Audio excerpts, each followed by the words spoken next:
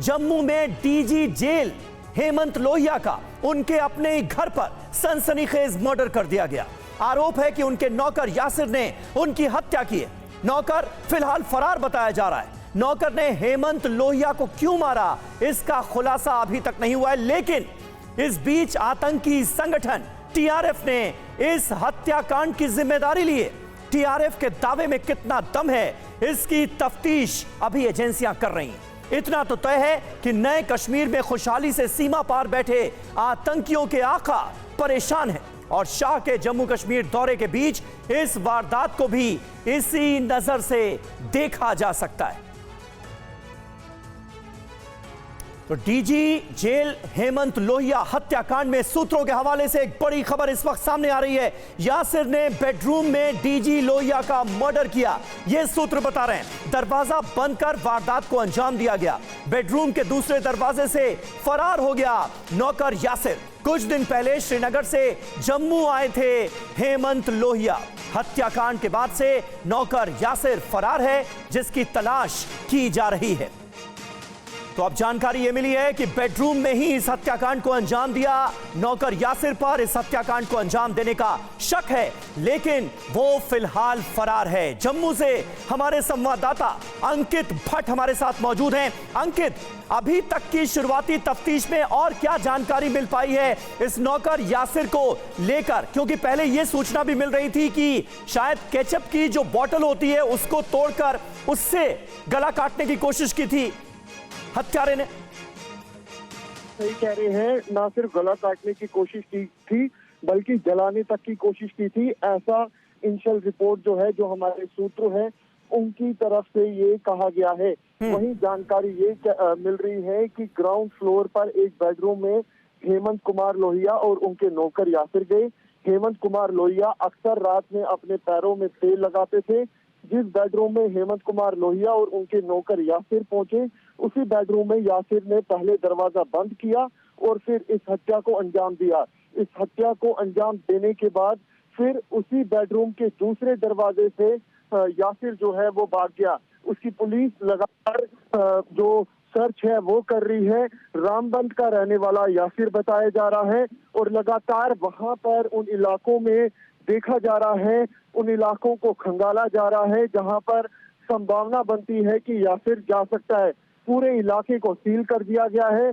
लगातार जो जम्मू कश्मीर पुलिस के क्राइम इन्वेस्टिगेशन, बिल्कुल अंकित, जो आप जानकारी दे रहे हैं वो बहुत महत्वपूर्ण है। अपने दर्शकों को बता दें कि डीजी हत्याकांड से जुड़ी एक और बड़ी खबर अंकित हमें दे रहे हैं। हत्यारे ने डीजी लोहिया के शव को जलाने की भी कोशिश की, कपड़ा डालकर शव को आग लगाई गई, ये भी खबर अब सामने आ रही है। इनिशियल तफ्तीश के आधार पर अपने घर पर ही मृत मिले थे डीजी जेल, जम्मू कश्मीर के डीजी जेल हेमंत कुमार लोहिया। और अब ये बड़ी जानकारियां सामने आ रही हैं और सबसे बड़ी बात जो अब तक सामने आई है वो ये कि आतंकी संगठन टीआरएफ, जो कि लश्कर का ही एक पार्ट माना जाता है, उसने बाकायदा इस हत्याकांड की ली है जिम्मेदारी, एक लेटर जारी कर।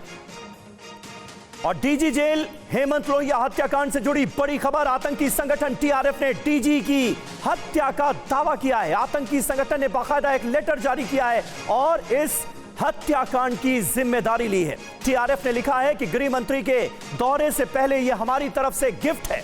टीआरएफ के दावे की जांच में जुटी हैं एजेंसियां।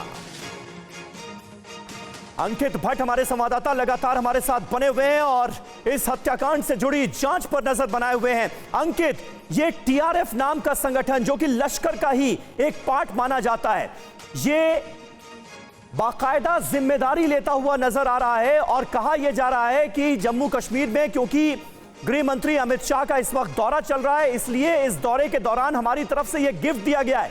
न सिर्फ इस कायराना हरकत को अंजाम देने का दावा कर रहा है ये आतंकी संगठन, बल्कि यह भी कहता हुआ नजर आ रहा है कि हम जहां चाहेंगे, जो चाहेंगे वो कर लेंगे, ये बताने की भी कोशिश है। इसके दावों में फिलहाल कितना दम देख रही हैं जांच एजेंसियां? देखिए, कोई भी एंगल नहीं छोड़ना चाहती जांच एजेंसियां, क्योंकि इस समय यासिर जो है वो फरार है और यासिर के पकड़ने के बाद ही पूरी जो गुत्थी है, मर्डर मिस्ट्री है, वो क्लियर हो सकेगी। लेकिन इस तरीके के दावे जो है वो टीआरएफ की तरफ से किए गए हैं और हमने देखा भी है कि किस तरीके से टीआरएफ कई बार प्रोपोगंडा चलाता है और उसके दावे जो है लगभग फेल हो जाते हैं। लेकिन इस बार जिस तरीके से डीजी प्रिजन की हत्या की जिम्मेवारी टीआरएफ ले रहा है, ये देखने वाली बात होगी कि इसके दावे में कितना ज्यादा दम है या फिर ये सिर्फ एक प्रोपोगंडा की तरह टीआरएफ जो है वो चलाने की कोशिश कर रहा है। क्योंकि गृह मंत्री अमित शाह इस समय जम्मू कश्मीर के दौरे पर है, आज राजौरी आएंगे। पूरे इलाके में सुरक्षा व्यवस्था को चाक चौबंद कर दिया गया है, क्योंकि आपको याद होगा कि हाल ही में ही उधमपुर में 2 ब्लास्ट जो है वो किए गए थे। उसके कार जो है आतंकी संगठनों से जुड़े और उन 2 आतंकियों को गिरफ्तार भी किया।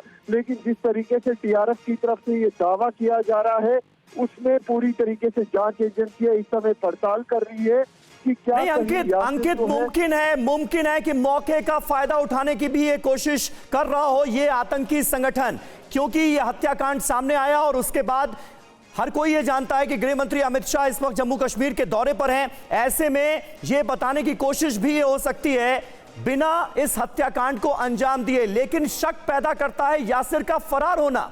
यासिर की तलाश अभी जारी है, यासिर मिल नहीं पाया है। क्या जानकारी इस शख्स के बारे में? ये जो नौकर था, डोमेस्टिक हेल्प जो था यासिर, ये कितने दिनों से डीजी जेल के साथ रह रहा था, उनका कामकाज देख रहा था? देखिए, काफी टाइम से डीजी जेल के साथ ये अटैच था। ये कश्मीर में क्योंकि दरबार में होता है, जो जम्मू कश्मीर के टॉप ऑफिशियल्स है वो कश्मीर जाते हैं, 6 महीने वहां पर काम करते हैं, 6 महीने यहाँ पर जो टॉप ऑफिशियल्स होते हैं। वहीं कश्मीर में जब डीजी प्रिजन थे उनके साथ ये जी बिल्कुल। एसपी वैद्य साहब इस वक्त, अंकित मैं आपको थोड़ी देर के लिए रोकूंगा। एसपी वैद्य साहब हमारे साथ जुड़ गए हैं, जम्मू कश्मीर के पूर्व डीजी। वैद्य साहब, किस तरह से आप देख रहे हैं इस हत्याकांड को? क्योंकि जो जानकारियां फिलहाल हमारे सामने आ रही हैं वो चौंकाने वाली हैं। और टीआरएफ नाम का संगठन, जो कि लश्कर का ही एक पार्ट माना जाता है, उसने बाकायदा एक चिट्ठी लिखकर जिम्मेदारी ली है हत्याकांड की। जी हाँ, सोशल मीडिया में वो दिखा रहे हैं और बहुत गंभीर मसला है, क्योंकि डीजीपी रैंक का ऑफिसर बहुत सीनियर होता है, टॉप मोस्ट पोस्ट होती है पुलिस डिपार्टमेंट की, और प्रिजन्स के ये हेड थे। और इस तरह से इनका कत्ल होना, इतनी दरिंदगी की तरह से गला काट के और जलाया गया है, तो ये बहुत ही गंभीर है। मैं अभी भी इमेजिन नहीं कर सकता कि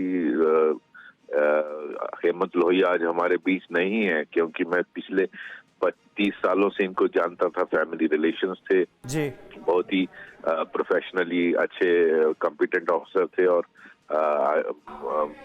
अपने सबऑर्डिनेट्स का बड़ा ध्यान रखने वाले और काफी अच्छे परिवार के लोग थे, बहुत अच्छे हमारे संबंध थे इनसे।